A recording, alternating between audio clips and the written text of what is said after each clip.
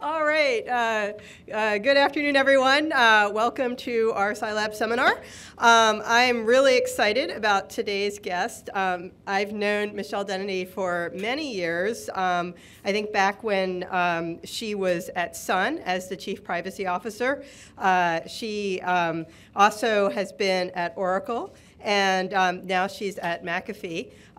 She also started an organization called the Identity Project, which I think is such a cool name, and does privacy and security consulting. And she most recently wrote this book, which you guys should all check out. I got my copy last week and sat there while my kids were swimming and read through it. And it really is a nice crash course in all things privacy engineering. So it's a nice introduction to the field. Besides all of the places that Michelle has worked, she also has a number of honors and awards. She's very well respected in the privacy community. In 2009, the IAPP, which is the International Association for Privacy Professionals, gave her their Vanguard Award for lifetime achievement, and the EWF also gave her the Women of Influence Award for work in the privacy and security fields. Has done lots of really interesting things, and I think she has a lot of really interesting things to tell us today. So welcome, Michelle.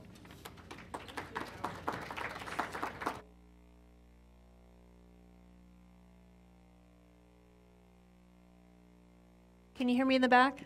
All right, I've been unmuted. Well, first, as I was at the Hilton having my pancakes this morning, how many of you saw the Wall Street Journal this morning? So it says, "Give me back my privacy." So you guys are in the coolest seats in town. When we first started out in privacy, 15 years ago, I remember begging any reporter that would listen, anyone to put it in the media, why should we care about privacy, what is privacy, et cetera, et cetera. And you now cannot pick up a newspaper or other periodical without hearing about data protection and privacy. And so it's already, although we're still at the dawn of a whole new adventure in data protection and security, we have been fighting this fight for a very long time, I think, in secret. And now it's time for the general public to really be interested in what you all are doing here at Carnegie Mellon. How many people are in the CUPS program here? How many CUPS? We have some spread across here. How many people are privacy engineering in general? Excellent. How many people have taken a course in privacy or security? Okay, good. This is why it's so fun to come here. Like, people are actually very clueful. So I did want to, I'll start off with a little reading, just because I find it interesting to do poetical readings at engineering seminars. It just kind of, the juxtaposition makes me happy. So this is actually from the introduction of the Privacy Manifesto, and I was actually sitting on a plane going to the EU, trying to convince some regulators to be more pragmatic about their regulations when I wrote this poem.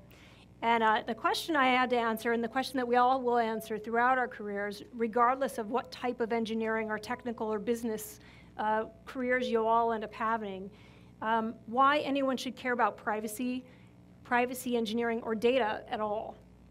So this is the little poem I'll start off with. It's time to serve humanity. Humanity is people. Humanity is the empowered stewardship of our surroundings, our universe, our planet, our future. Humanity is described by data, data about humans, data about all things human. Data is not humanity. Data tells a story. Data is not power. Data is leverage. Data cannot capture humanity, but humanity can capture data. It's time to serve humanity. There is no one else. We are already past due. This is the paradox in which the privacy engineer discovers, inspires, and innovates. So this is the beginning of the beginning. So I start off the talk today with that poem in mind because it really guides my thinking here. So where you guys are the depth and Lori and her team and Dina and her team are the depth. I am the breadth, I guess. So my career, my background is I have a Bachelor of Science degree in psychology and economics was my background. But I started as an 18-year-old. I saw a little pink flyer at The Ohio State University, very close by, and it was for a robotics program.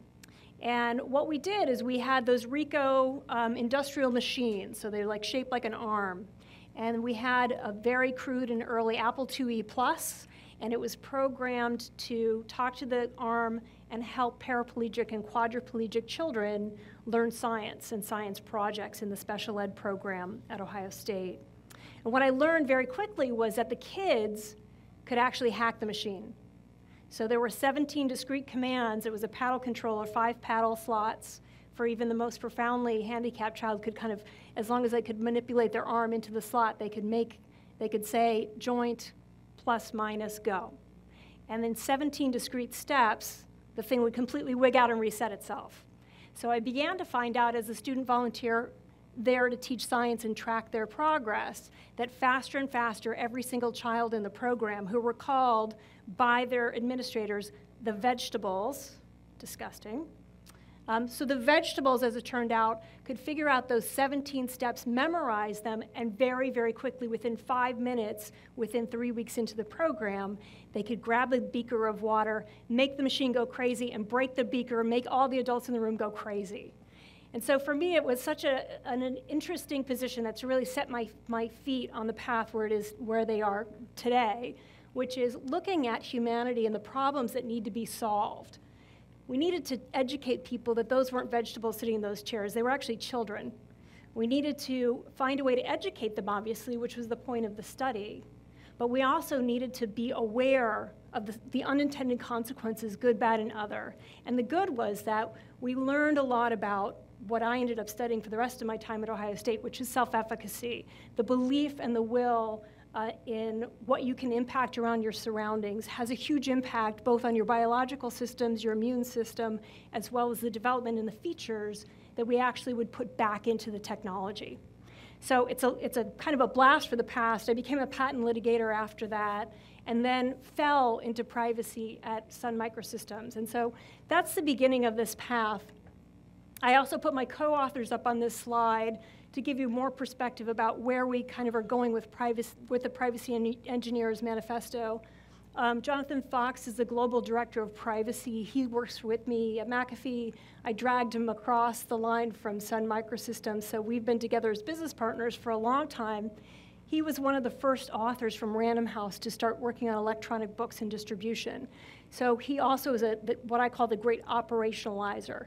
So there's business people involved in this, there's legal people involved in this, and then my third author is my father, Tom Finneran, who also is a lawyer by training, but throughout his entire career was an architect, starting at Ohio Standard Oil Company, working on the pipeline to Alaska, setting up mainframe computing. So when I was a kid, it was all about punch cards and data dumping so that you could have an efficient system. So their first company, my dad and his friends at night started, sold in 1982, was a company called Tomark. And basically, when the mainframe was overwhelmed with data at the end of the day, there had to be software written so that it would dump the data so that you could come in and efficiently use the machines when you came in the morning, again, to stack the cards. So I guess this whole book is kind of almost an autobiography of my broken childhood. But it's been quite a journey, and so we'll dive into this, and really the point of all of this is how do we come together as cross-functional communities, whether you are discretely focused on data privacy and protection and security, or whether you're doing more general business or engineering, all of this type of work, so that all together we don't lose sight of the fact that we're actually serving humanity with these technologies, whether we're working on surveillance or anti-surveillance, whether we're working on coming up with big data, whatever that means. All of these principles broadly apply to this field in general. So this one I'm going to go very quickly for this crowd. This is basically the 5 circles, we call it, of development. So the firewall stage for data privacy and protection purposes was quite easy. It was very difficult to lose data because there wasn't very much data to be had. We had one thing that we would maybe plug in to have one function. Who here remembers the Wang? Okay, we have like 2 hands. So my first job when I was 15 years old was a temporary receptionist for ExxonMobil. And my job was to hold the key to the Wang. And the only thing the Wang did was spreadsheeting capabilities. There wasn't an internet for it to be attached to. I was never hacked. So I have post facto named myself the first chief security officer for Exxon. I don't think they ever agreed with that because I held the key to the Wang. And I was never hacked. So I challenge any CIO or CSO to match my record in security. The next stage is the internet. This was really when we started to have these operational systems within. And at this point, I was working as a paralegal in New York City, and the only thing our intranet did is maybe dish up phone numbers for the internal directory and, of course, like silly kitty jokes that we would send to each other. We didn't really even have a good GUI at this point in time. Now, information at this point, I was a litigation paralegal, and so there were huge boxes, bankers' boxes, of documents. They needed to go from place 1 to place 2. And how that worked is, one, the lawyers in my firm all had fiduciary care and responsibility. They had to train me. My paycheck kept me pretty honest to make sure that I was going to indeed deliver the documents as slated. And then when I would get down to either opposing counsel or the courthouse, there'd be some sort of a little pink ticket, and we would hand it off to each other and sign it and come back and have our paperwork done. All of those paper handshakes really comprised what was the fiduciary chain of command or chain of custody in this intranet. Then we get to the extranet, where we would know how many big suppliers, typically. ADP, for example, is one of the earliest big suppliers of data transmissions, and we would make a discrete exception through the firewall for that person to come in and out. As we move down into the age of access, we start to get into identity management, figuring out portaling, figuring out how many people and where could continuously come in and out of the enterprise. And this is actually such an important time for both business processes as well as privacy, because suddenly it's kind of like an orange being turned inside out, where instead of having a discrete rind on the outside, you have all these rather fragile membranes all kind of sticking out in great complexity, and you never could be quite sure what was going where. So we try to control that with technology. Now we're getting down, and I think calling it the age of intelligence is a hopeful cry, right? Now we have concentric circles of quasi-enterprise groups of data and groups of interactive fiduciaries, many of whom do not know each other, and they're all dynamically sharing, switching, and watching each other's content flow. This is the new environment where we're going. This is where what is surveillance and what is a cop on the virtual street becomes a question for philosophy as well as innovation. This is where understanding what drives informational value into and out of an enterprise becomes very, very, very quintessential to success. And yet we don't have a lot of metrics or technology really to match where we're going. That's where you guys come in. So data privacy in particular is really an interesting thing. I think privacy is one of these disciplines where you'll walk around wearing an I Heart Privacy shirt, for example, and people routinely will come up to you and say, that's dead. Everybody knows privacy's over. Or you hear CEOs saying, privacy's dead, privacy's over, get over it, my former boss. And yet, you never see people walking up in an enterprise and saying, hey, tax is over. You know, tax is just dead. We're not going to pay our taxes anymore because we just don't feel like it. Well, you'd be thrown out on your ear. Turns out privacy is a thing. It's a matter of law. It's a matter of customer expectation. And it's a matter of technology. So you can't just decide that we just don't feel like having privacy anymore. Is it hard? Absolutely, it's hard. Most challenging, exciting things to innovate into are hard and challenging. But what we decided we would do is take the definition of privacy and start to functionalize it. Start to put it in terms where you can't really deny or decide whether or not you're going to participate in privacy. So this is our functional definition that we use with our engineers. And I use engineer incredibly broadly to mean anyone who's part of building stuff. So privacy is the fair and authorized processing of personal data. Those steps, and those steps are hard. So fair, if I walk into my engineers, when I went down to, actually last time I left this room, I flew out 2 days later to go to Bangalore, and I said, oh, you know, privacy is the fair and authorized processing of data. And they said, well, that's great, what's fair? How do I code fair? That's like saying, what's reasonable? How are you coding reasonable? These are lawyer words, these aren't technology words. So fair actually turns out to be something that we can start to break down a little bit. So we break these down, and we're using the fair information principles here really as a foil. So there are a number of versions of the fair information principles or OECD guidelines or other breakdowns of what are the characteristics of fairness throughout the world. And it turns out that these principles are fairly consistent across the various pieces of legislation worldwide. So if you're looking from a compliance lens, this will get you 70 to 75% there, and then you deal with cultural nuance on top. So there's a lot of debate within the privacy ghetto of whether the fair information principles are too old-fashioned, whether they're keeping up with technology. I think those are really an internal privacy on privacy person debate. But I think in general, when we're talking about privacy engineering, they're pretty useful. So I'm not going to go into great depth, but basically fairness, in quotes, breaks down into collection limitation, understanding proportionality, data quality. Overall, we know how to do quality for other types of data, for intellectual property and for confidentiality. We know how to do that. Purpose specification, understanding where information is supposed to be going, who are the actors within a system. We know how to do that. Use limitations.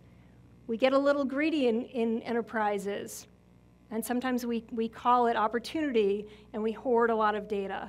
But use limitation is a part of fairness, and thinking through what systems can process and when and why helps you to mitigate some of those challenges. Security safeguards are part of fair information practices. So I want to stop for a moment and just have a moment for security.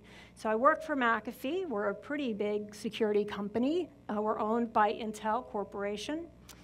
Security is one of the fair information principles. Security is not the only fair information principle. When you go to RSA or Black Hat or any of these large security conferences, you'll hear privacy used synonymously with encryption. I don't want anyone from Carnegie Mellon to ever do that again. It's not the same thing. It's important. They work together, they work in tandem, and encryption turns out to be a very powerful privacy-enhancing technology, but it is not synonymous with privacy. And that is something I on a daily basis, have that kind of conversation. Ooh, see, I get so excited, I lose my mic. But it's a really important thing. And security, of course, has its own very broad complexity. But those security technologies can be the roadmap to fairness if you map them correctly. Using principles of openness, individual participation, and accountability. These are how are the users involved in systems. And again, I'm not going to go into fine-grained detail, but I think that those points of fairness really are important because they start to become more and more like specifications and requirements, which is where we're going today. Fairness and authorized permission. How are we doing permissions? Opting in and opting out is about a 10-year-old concept, maybe 15 now. But having an operational model for permission, we have at least 200 years of jurisprudence just in the United States on how informed consent works, how it works to get consent in other cultures under a civil system or a common law system of law. So looking at those various ways of authorization as functional specifications. And then processing, I just put a lot of verbs there because it's not just at the collection point that we need to think about privacy engineering. And then personally identifiable information is think very broadly here. That's we can go on about what's in and out of the PII box for the purposes of law enforcement. But I think very broadly, if you can find push or pull to a person, and a person is turning more and more into a thing, So I think by the time the next 5, 10 years, we will say that a phone constitutes whatever's coming and going to a phone, a device, or a wearable is probably going to be caught within the definition of personally identifiable information. Yes? The last circle, is that practically, is it not So it can otherwise non-personal information, so machine data is an example. So, but you raise a good point here, I don't know that I have in this deck, which is personal information confidentiality? And that's another one that, particularly on the legal side, we run into that all the time. People just want to throw PII into the confidentiality clause of a corporate agreement and say, look, we've got privacy controls. Well, it turns out privacy is much more about processing and sharing than it is about hiding and keeping the integrity of information secret, which is more, there's an overlap. Some personally identifiable information is indeed confidential as well, but some is not. There's an overlapping Venn there, but it's a great question. And by non-personal, I really did mean like the OS of your machine or device, added to a bunch of other things. When you add that collection together, you can point or push or pull to a person, whether or not you know their given name. That's a great question. And please do ask questions, because otherwise I'll be reading poems, we'll be doing karaoke, dogs and cats, we'll be living together. So privacy engineering, again, this is one of the only venues, sadly, that I don't need to define this, because you guys actually have a thing here. You have the only privacy engineering graduate program, but it is a discrete discipline. I think privacy engineering is the next great hot thing that needs to be studied at the undergraduate and the graduate level. This is very complex stuff. It's very multidisciplinary, and it's desperately needed by business to drive value in the information age.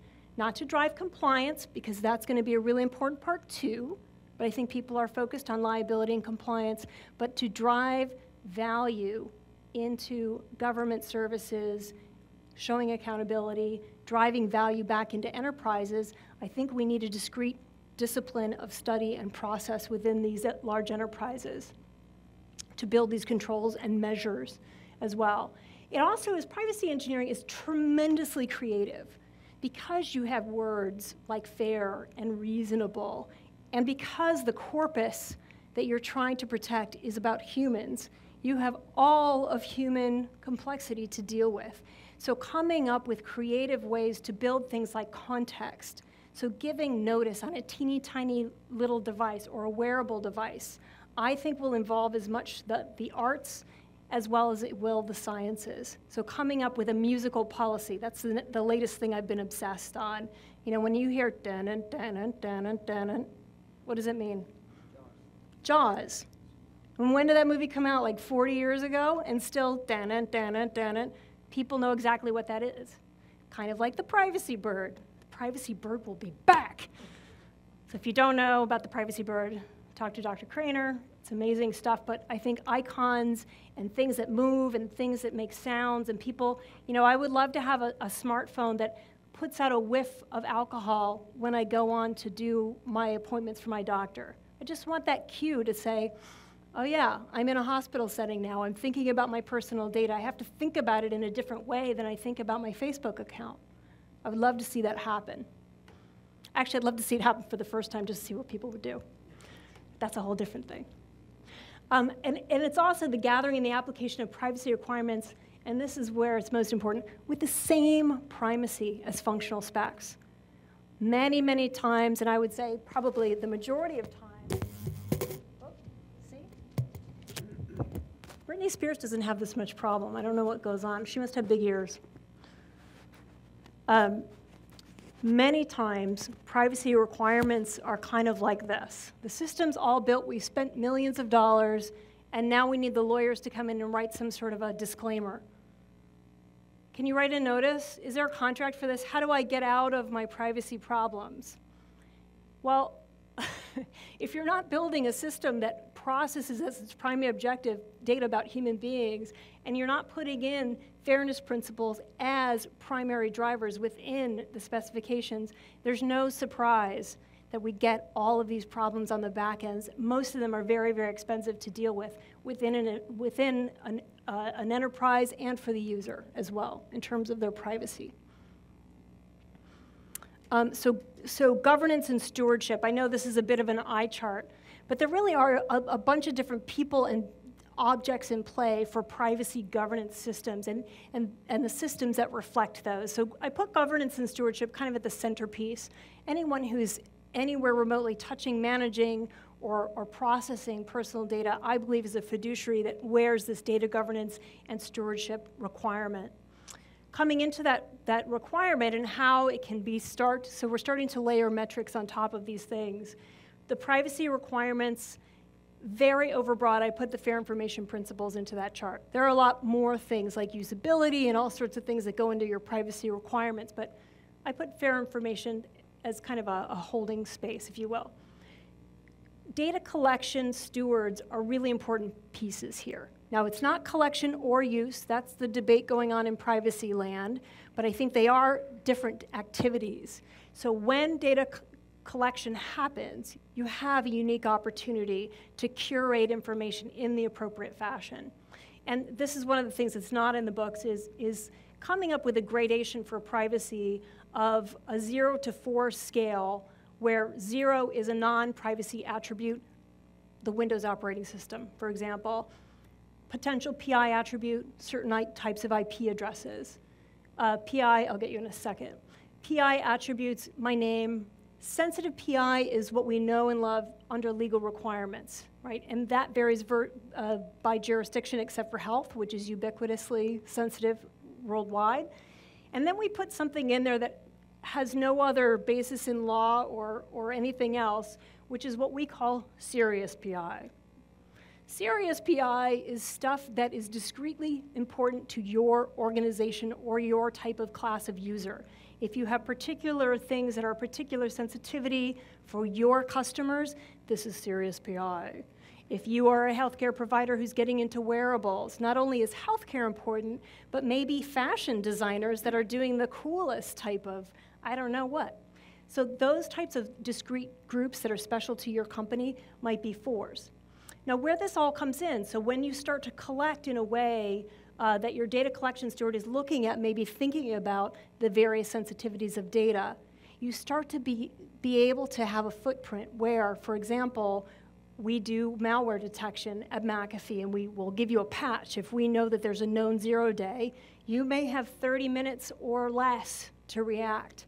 If you have graded where your data is, and you know, and your map of your enterprise knows where the 4 data is, the serious PI, that's where your patches are going to go first. That's not how we typically operate today. Usually it is the security people looking at kind of the levels of systems that they know about from a systems level, from a stuff and a gear level, and then financial systems. But we're not thinking about the information age systems, and we're trying to kind of patch them all across. Now, that's an overbroad statement. Some CISOs are very, very sophisticated, but none of them have a scoring system that I think is robust enough for the future. Yes, you had a question. Yeah, it kind of goes back to your previous slide and kind of touching into this slide too, but I kind of was wondering what you've seen from your personal standpoint. Because a lot of organizations will have a privacy officer, and they'll have an information security or just a security officer, and it seems like in those positions it's siloed pretty often. So even the security officer might not be thinking about like the data disclosure or like how long do we hold on to this information. Rather, they're looking at the other side, which is like how do we prevent data from going out. So, I mean, I was wondering from like your perspective, how has that been working with people who might, I don't know whether you experienced it personally, but maybe you've seen it in the industry, where you have people who are very, very much focused on how do we prevent data from getting out, as opposed to how do we, deal with this information that we have, and how do we deal with it responsibly? Yeah, so this is an important one, and I forgot that we're filming, so I'll start repeating questions when they come in. So I'll bundle that question down in that right now, and I have experiences personally, how siloed are we in our disciplines so that we're actually having this cross-communication where a CISO, for example, a Chief Information Security Officer, is typically involved in CIA, right? Confidentiality, integrity, and availability, and making sure that everything's locked down and the bad guys are out. And that's like industry-wide term, bad guys. We don't even know what bad guy is. Sometimes it's people that we elected. Just saying. And then we have the lawyers typically sitting over here and saying, this is what we've signed into contracts, or this is what our privacy safe harbor statements or BCRs are saying about what we're allowed to do. The point of the book and a lot of the work that Lori's been doing in her practice, we need to get non-technical legal people to understand enough about technology to be able to interact and interoperate with their technical colleagues. We need the technical people to be more interested in user interfaces and what is the environment into which this technology will go, so that they can contemplate creatively what's going to happen in the wild. These silos are like built with a cement wall right now, and I think we're fighting with each other for resources within organizations. I think we're going to be much stronger and much better off if we come together as data stewards and say, this is the overall plan of attack. This is the architecture we need to build collectively. If we did that, I believe we'd be much further along the curve with things like identity management tools, which are really very powerful privacy tools. If you have encryption, but you don't have role-based identity that's audited, you don't have encryption. You just have goo. So I think it's a wonderful question, and it really is a lot of the spirit of the book is really, let's cross these disciplines, give them equal primacy in the development process, and there will be trade-offs that are made. So, you know, sometimes you need more speed, and you simply can't use the type of encryption or other sort of masking technologies.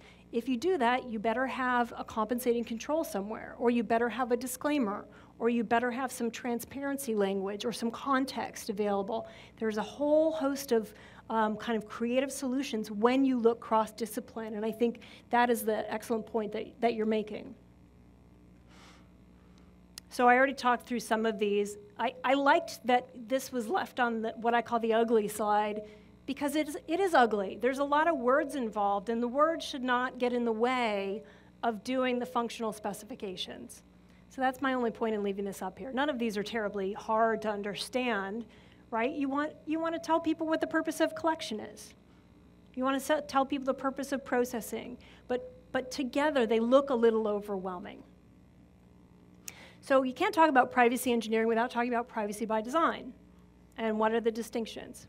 So privacy by design is the term that was coined by Ann Cavoukian, who will be the commissioner for the province of Ontario until June, I think, where she's stepping back to go into university practice. And it is a wonderful tool for public policy.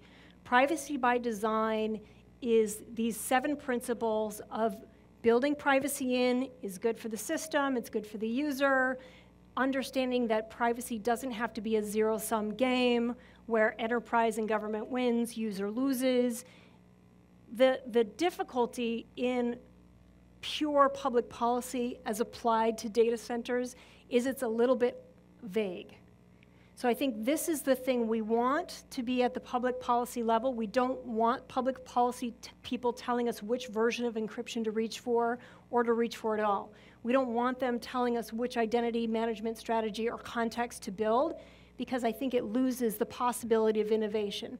Not just dollars. I think there's been a very kind of negative connotation to IT industry in particular, pushing back and saying you're gonna stop innovation. I think there truly is innovation that we can't contemplate in Washington or Brussels or Beijing at this point.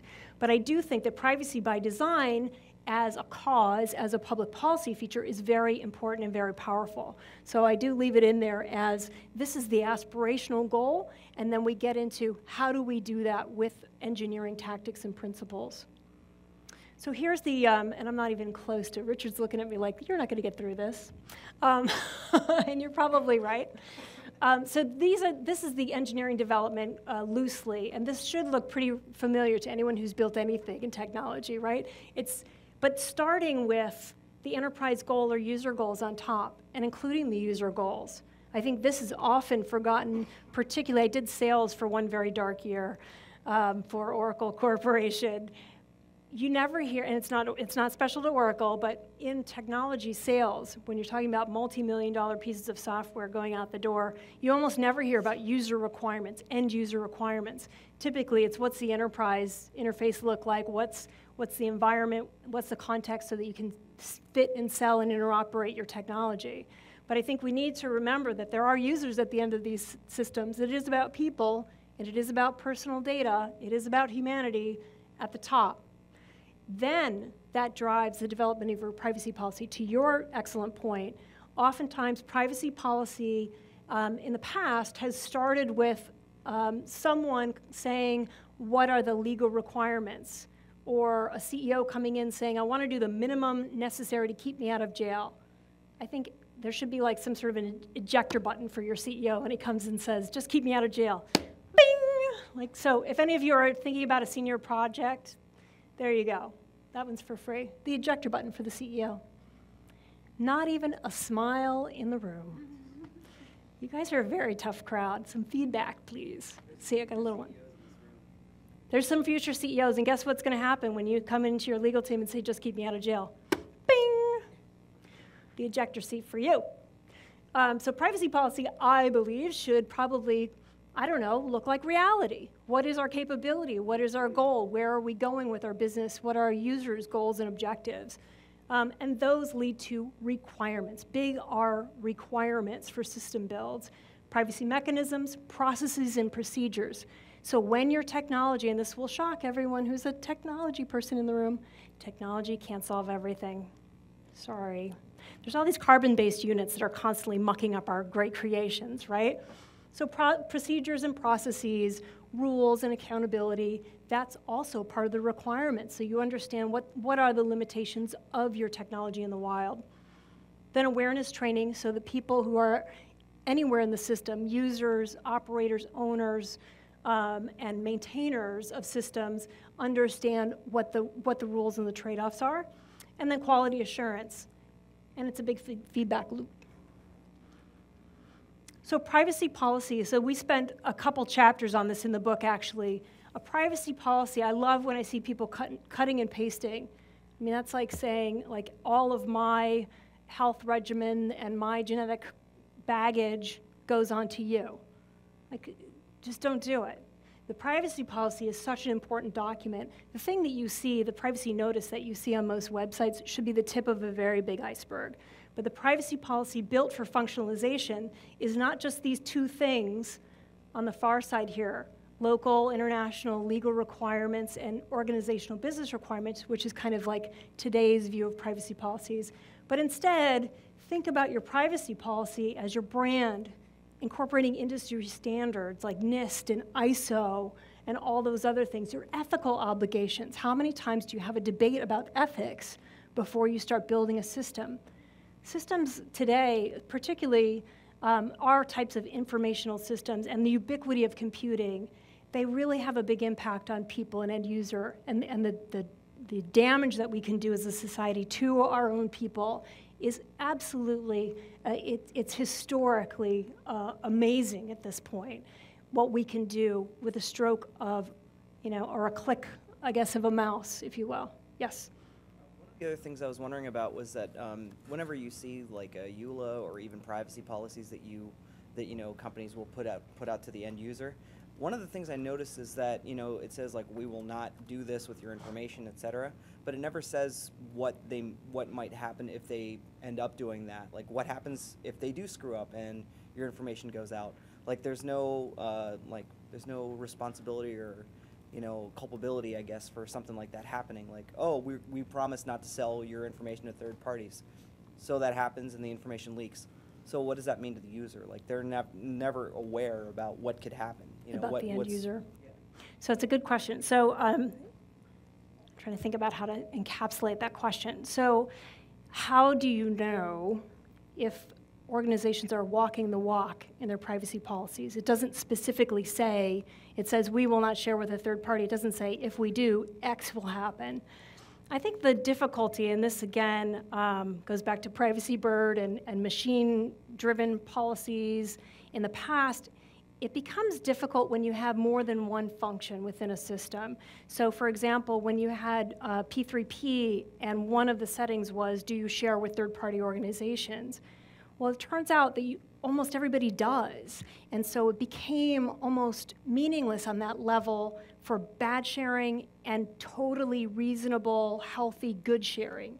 So it's hard to get to that granularity in the public notice. Now, that said, if a company, particularly now I'm going to US law, if a company puts out a privacy notice and says, we will never share your data with a third party, and then the company is bought by someone else, or they actually do, there are penalties under the Federal Trade Commission. Basically becomes your private piece of legislation. And there are many state laws that require a privacy policy, so they require you to put out your own statement. And that's where you see companies like Microsoft is one of them, one of the early people that overpromised on security, and they were burned with a 20-year oversight from the Federal Trade Commission. Now, end users don't see that every day, and it is kind of a boon for people like me on the inside, because I don't know a single privacy officer who didn't take that consent decree from the FTC and go to their boss and go, hey boss, do you want this to happen to you?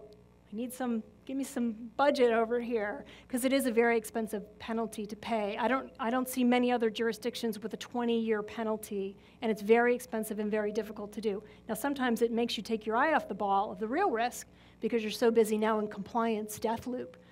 But it's an interesting question.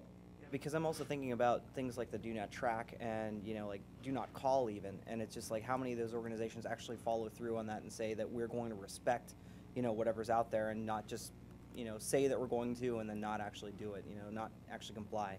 When you get a privacy policy, how much of it is just talk versus, actually going to be enforced? Yeah, so this is a much longer conversation. So do not track and do not call. The public policy is actually quite complicated there, because when someone says do not track and then they want to be getting certain free benefits from the internet, I think we haven't resolved yet what types of notices are appropriate for users and usability. I don't think we've resolved yet what is that whole kind of knot of advertising. I don't think it means that people don't care. I think that's a false assumption that many legislators will fall to, and certainly many, many technologists will fall to, that people don't care because they're going on the internet anyway. The fact that I Googled the address here in the cab because I wasn't sure what it was doesn't mean that I consent to all tracking. It means that I needed to find where I was going, and it was convenient to use the Safari browser I happened to have open on my smart device. So I think that's an evolving area. I think it's an important point, actually, for a privacy engineer or a data engineer, I'll call them. Something like do not track is a perfect example, where we have a very broken user interface that's constantly changing. We don't have a lot of rules and regulations with enough kind of bite or specificity. We don't really have the backup technology to recognize the do not track flags within the rest of the sharing chain. It would be lovely if there was a piece of metadata that followed do not track preferences for specific categories of things, for example. But that becomes a whole area for innovation. I'm actually quite excited about do not track. I like that it's gotten some noise. I like that there's people who are technical looking at it, as well as policy drivers and user interface people looking at it. Because I do think it's important to say, do not track me when I'm doing X. Oh no, 10 minutes. Eee. Okay, I'm gonna fly by, but great questions, so keep them coming. Okay, so I'm just gonna fly through this piece of it. You can read a whole book if you want to. There's all sorts of, and it's free. So you can either buy a paper copy, or you can go to either apress.com and download an e-version, or if you have a Kindle or a Nook, you can get the e-version for free. If you get a printed copy, you gotta pay for the paper. But so yeah, we want this information to get out there. So I wanted to put this chart up, this is a Zachman kind of framework, if you will. Do you guys know what a Zachman framework is? Oh, this is way old school. I love this. So this is like engineering from the 1950s and 60s. Enterprise architecture using technology as a facilitator for information application and business uses. This goes back to your silo question as well. So often your application architects will be working separately from your information architects, who are, again, working separately from your user interface architecture. what we suggest is you want to get these disciplines together as you're building out functional requirements and specs for your solution when that information is about people. To develop our privacy requirements, we are reaching to the basics of engineering, using requirements models so we can actually think about what are the input and output data criteria. What a surprise. I am amazed when I go in as a privacy governance person and I ask people, what information are we collecting so that I understand what kind of rules and training, what do we need? That's the look I get. Well, you know, it's kind of like talking to someone about birth control in the 1950s. Like, they thought you could get pregnant by kissing. Like, turns out it takes something to collect data. Data doesn't just happen. It doesn't just sua sponte, grow out of the earth. Someone has encoded a way to gather, grab, input data, input and output. So this is going back to classic engineering when you're looking at the privacy engineering program. Data doesn't just spawn itself. Using use cases so we can actually look at the complete course of events that we think are going to be initiated by a primary actor, whether that's an enterprise actor or the end user actor, thinking through these cases and doing modeling before we just sling features out into the wilderness. Business data models. What are our objectives? What are our goals?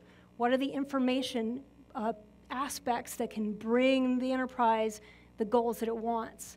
These are important things to use as a flow through. And then user experience requirements so that people won't either go around our systems, as they often do if they're too inconvenient, or they won't understand them or be able to be capable of using them. These use case metadata models become my roadmap as the Chief Privacy Officer for compliance, but also when someone comes in with a data access request where they want to know what information we have, when I have to look at a system to either indulge in cloud computing or deal with a vendor or look at an agreement when we're selling data aspects. So we're selling, you know, our threat intelligence data, for example. When I have a use case metadata model, I have a nutrition label for my data, the who, what, why, when, and where of data. So using these use case metadata models in a privacy context gives us another critical piece of information that we have been lacking. This is a representation of the various interrelated UML type models, because no system is going to be a purely built from scratch system anymore when you're dealing with enterprise. You're dealing with all sorts of data sources and applications, so using a combined interrelated UML modeling format helps us understand the general complexity and risk. This is quickly the development lifecycle stages. How many of you know about agile computing? Okay, handful, so that's good. So there's waterfall and there's agile and there's a couple different methodologies. It simply is, how do you start, initiate, execute, and finish a software engagement in an enterprise?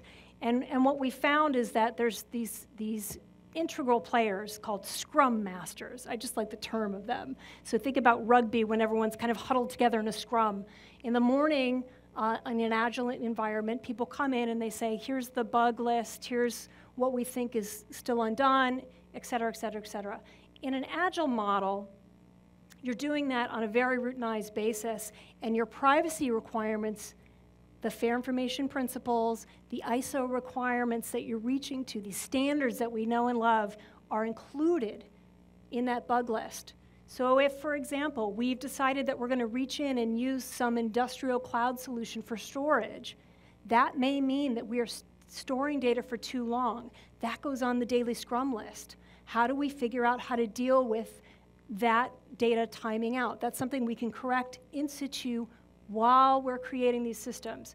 And that goes for all these different things. If your Scrum Masters know what the fair information principles are and can articulate them in a functional requirement set, they know what to look for in the bug list. So you're not waiting to the end and having 2,000 different bugs and doing what a lot of enterprise software solutions have done in the past and say, well, we'll just prioritize the top 10% of the red flags, and then the rest will kind of either be fixed by beta, i.e. you, the user, or forgotten, because they're just not as important as these top 10. So we like to see when The project managers themselves are on top of identifying risks and rewards or things that simply can't be fixed by technology. And so those are the things that are highlighted at the end of, this is a highly sharing, sentient piece of data node. Send to privacy lawyer right away and make sure that we're not selling it to anyone and saying we won't share your data with anyone. If that's the purpose of the tool, to share, that should be stated very clearly and upfront. So it reduces that risk as well as, I think, makes for a better system. Yes? Smaller companies might not have like a privacy expert. In fact, some of my research backs that up. And I was wondering, a lot of them are going to be using these agile methods. How do you think, we get privacy onto the Scrum Master data? Yeah, so it's a great question. So actually, Chapter 8 is for your small and medium businesses. My nephew is 17 years old. He's going to start with Purdue in computer science next fall. He's a cross-country runner. And so he's interested in computing, and he wants to study computer scientist, but he's the smallest of small businesses, right? So we said, what do you want to do? Like, what app do you want to do? And can these methodologies work for that small? And he does cross-country running, and he said, well, I want to compete with my friends, and I want to share information with my coach, but I don't want the other team to find out. So we actually walked through what this model would look like for a single feature app, where's grandpa and nephew and my nephew, his grandson, sitting together on a Saturday afternoon. Now he hasn't slung the code yet, but all the architectural drawings, actually his napkin drawing is reproduced within the book, because that was something I knew. The first thing, as soon as we had this conversation on the phone, I said, oh my gosh, this is going to be really valuable, because this does look big and hard, and only people with lots of resources can do it. Turns out, if you're building an app, or if you are a small business with not a ton of very in-depth and hard data processing, it actually is easier to track where your data is. You may not use these words, but if we teach them the methodologies of kind of the who, what, why, when, and where, and then we get to the end of the book, and you guys are going to be late for class if I don't hurry and shut up. But the end of all of this is we want these data aspects also to roll up to be at the CFO level. We don't just want this to live in technology and features and functionality, but I believe if you come forward with, what's the one that went for $19 billion now? That crazy WhatsApp. It's like the unicorn that, oops, I'm losing glasses. Okay, so I still have Mike, but no glasses. The unicorn of every startup dream now. I want to be like WhatsApp. $19 billion is crazy, even for WhatsApp. And the first thing that they found when they took the thing apart is it's got security holes all day long.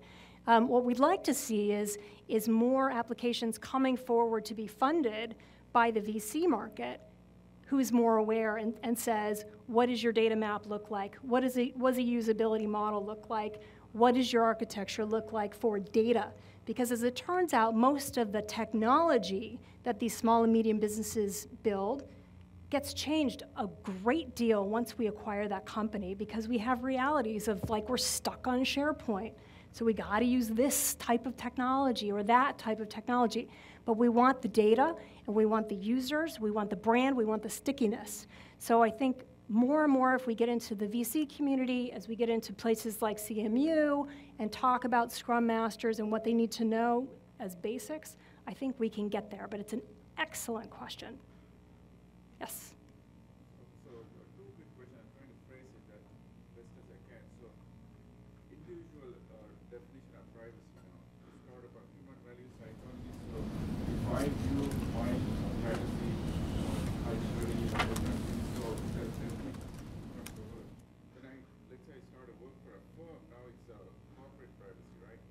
So how do you differentiate or integrate those? And the second thing is, don't the business have the rights, if I'm offering you a free service, that what I do with the information? So now how is legislature coming into this place? So there's melting pots of issues. Yeah. I just thought we had a view on that. Yeah, so it's a great, so those are two big and important questions. One is, how do you deal with cultural variance for fair? And the other one is, don't enterprises have a right, if they're offering something for quote unquote free, to just do what they want with the data? So I think I'll tackle number 2 first, and then we'll go back to 1. Do they have the right to do with what they want with the data? I think the answer is mostly yes, if. And the if goes back to your first question. Have they told people what they're doing? Do those people really understand what's happening? Or is it snake oil, where someone who looks like they're a doctor hands you a pill and says, trust me, I'm an authority, or trust me, I've got a good brand, and then they totally misrepresent what they're doing to you, or harm comes back to you, or just wild oversharing that no one would reasonably expect happens, then that's where the law really comes in. And that's where it's a balance of not wanting too much law that really stifles innovation, but I do think it helps a great deal. I mean, we've been advocates for years to have a federal law for privacy here in the US. And coming out of the IT industry, you think that's kind of strange that we would want that. But for us, it actually adds more clarity. We want that backstop because the good actors with the good brands to preserve, we're bending over backwards. We're hiring privacy people, for God's sakes. And all these other actors are just going hog wild with data, and it becomes a difficult competitive market. Now, to your other question, which I think is a really, really interesting one for another whole hour, is the cultural vagrancies and how do we deal for that? And I think the interesting thing about the fair information principles are they started in the 1960s, and they didn't start here in the US. I mean, they certainly were, the FIPPS were articulated here, but Australia has had them, Europe has had them, and I've had really fascinating information kind of gathering exercises in India and China and places with very different perspectives on what it means to be a human being in a unit or in a culture, you know, where you have societies where we've got 3 and 4 generations living in a very small space. They have very different personal views on privacy. But as it turns out, the fair information principle, so proportionality, that may be a little bit different for one culture for another. So you may think it's okay to share a lot more data about age, for example, in Asia, where it's deemed as something very, very positive to be a little older with a little experience, whereas everyone's trying to like Botox and silicone themselves here in the West, and they may think age is a little more sensitive. So I think you do have to understand your culture, but I also think there's a phenomena where, I'm certainly seeing this with my 2 young daughters, they have friends, and I think they're real friends, that are on different parts of the globe. They just share a common interest, but they talk to each other, and they communicate, and they have these sister school programs and things. So I think we're going to start to see more and more values, for better and for ill, kind of becoming more and more universal with people who are coming online. It was that way when the internet first was out there. You know, when my dad was first out there doing this stuff, if you made a misstep and you shocked the sensibilities of the people in the time-sharing market, they would flame you. They'd kick you out, and you wouldn't be able to get on the computer. And that was a big deal, because that was the only resource. I think we're starting to see those cultural norms sort of bubbling up here and there, but I think that's the fascinating part of all of this, is to allow for enough complexity in the system so that we can be individual people and not have, you know, one size only, the only car color is black, versus things that are unsafe and cars that explode, you know, upon, you know, an eggshell touch. So I think that's where we're at in this environment. I think that's part of the reason it's just so darn exciting to be in this place. So I've gone 5 minutes over, and thank you very much for patiently staying, and I'm sorry to your professors if you're late for class, but, and I'm sorry I didn't get through all my slides, but maybe you'll have me back again someday. Thank you.